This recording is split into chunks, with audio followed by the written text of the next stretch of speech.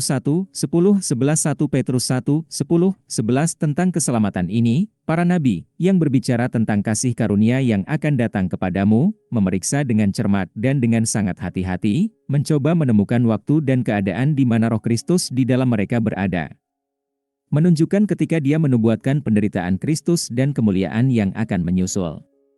1 Petrus 1, 10, 11 Nubuatan Mesianik nubuat tentang kedatangan Kristus dimulai dalam kejadian tepat setelah kejatuhan. Tuhan berbicara kepada ular, iblis, aku akan mengadakan permusuhan antara kamu dan wanita itu, dan antara keturunanmu dan keturunannya, dia akan meremukkan kepalamu, dan kamu akan meremukkan tumitnya. Kejadian pukul 3.15 kemudian Daniel menubuatkan, 77, ditetapkan untuk umatnya dan kota sucinya untuk mengakhiri pelanggaran, untuk mengakhiri dosa, untuk menebus kejahatan, untuk membawa kebenaran abadi, untuk menutup penglihatan dan nubuatan dan untuk mengurapi yang paling suci.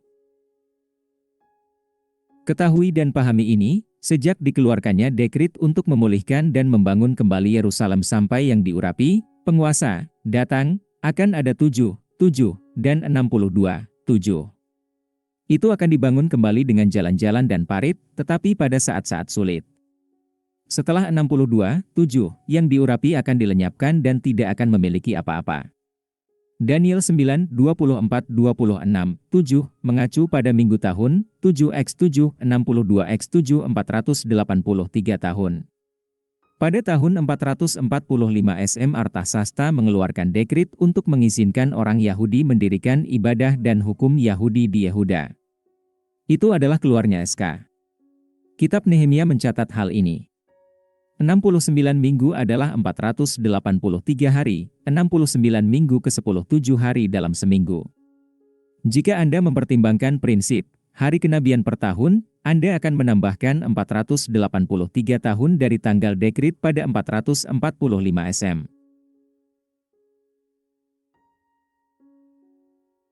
Jika itu dimulai pada 445 SM, dan Anda menambahkan 483 tahun itu, ke bulan yang tepat, karena kita tahu bahwa bulan di mana dekrit untuk membangun kembali Yerusalem dikeluarkan adalah bulan Ibrani Nisan, yang kira-kira sesuai dengan April kita, jadi ini membawa kita ke 32 April M, yang mencakup penyesuaian karena zaman dahulu menggunakan 360 hari tahun, yang sebenarnya menjadi 476 tahun, dan juga menambahkan 1 tahun karena tidak ada tahun 0.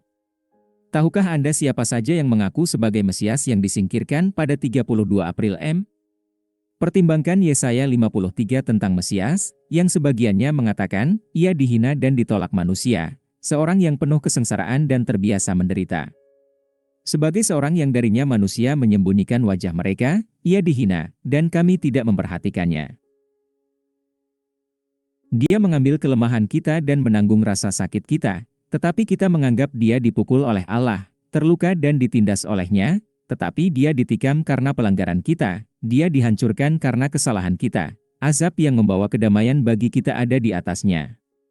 Oleh bilur-bilurnya kita disembuhkan, kita semua telah sesat seperti domba, masing-masing kita mengambil jalannya sendiri, dan Tuhan telah menimpakan kepadanya kesalahan kita semua. Dan dia melanjutkan dengan menyebutkan keadaan penguburan Kristus. Atau pertimbangkan keadaan yang disebutkan dalam Mazmur 22, Mazmur yang Yesus kutip dari salib, Mazmur yang ditulis 1000 tahun sebelum penyalibannya dan masih berisi perincian yang digenapi pada hari kematiannya.